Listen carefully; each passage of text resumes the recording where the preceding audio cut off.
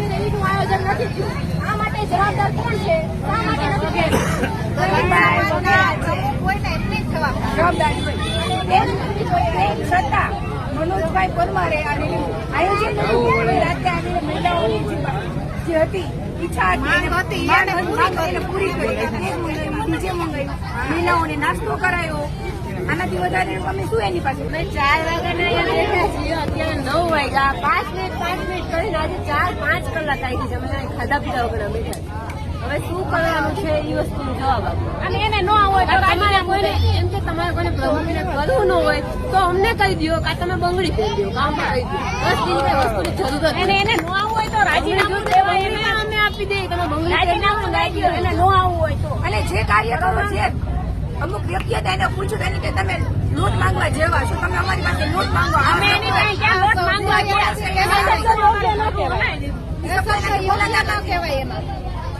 ગઈકાલે આપણે કીટભાઈ નથાભાઈ શુક્લે જે રોષ જતાવ્યો હતો તે રોષ ખરેખર યોગ્ય જ છે, એમાં કઈ ખોટું નથી. અને આજે આખો દિવસ આ રેલી વગરનું જાણે શમશાન જેવી હાલત હોય એવું થઈ ગયું હતું ગઈકાલે, અને આજે પણ કઈ નહોતું. ત્યારબાદ સૌએ સાથે મળીને અમારી સમાજ સાથે મળી અને અમે બધાએ અમારા મનોજભાઈ પણ છે અહીંયા, અમારે જે કે ભાઈ સોલંકી છે, તેમજ અમારા ઘણા બધા આગેવાનો છે, તેઓ સૌએ સાથે મળી અને અમે આવું આયોજન કર્યું છે.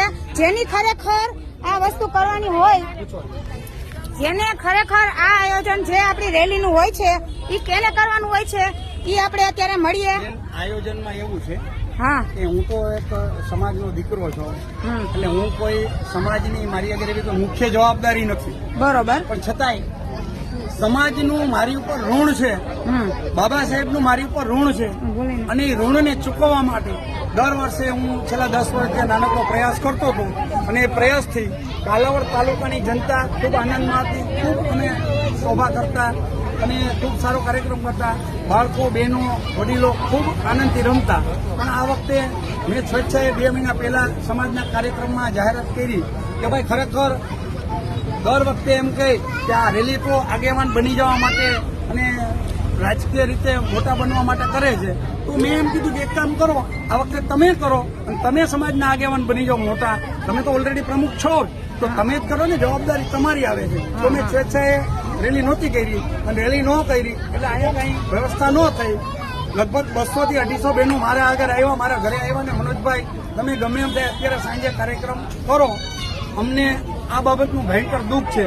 એટલે મેં જે મારાથી વ્યવસ્થા થઈ અત્યારે બાબા સાહેબના નામની કેક કપાવી, બાળકોને આઈસ્ક્રીમ ને જે કાંઈ નાસ્તો કરવાનો નાસ્તો કરાયો અને બધા ડીજેના તાલ સાથે રમે છે.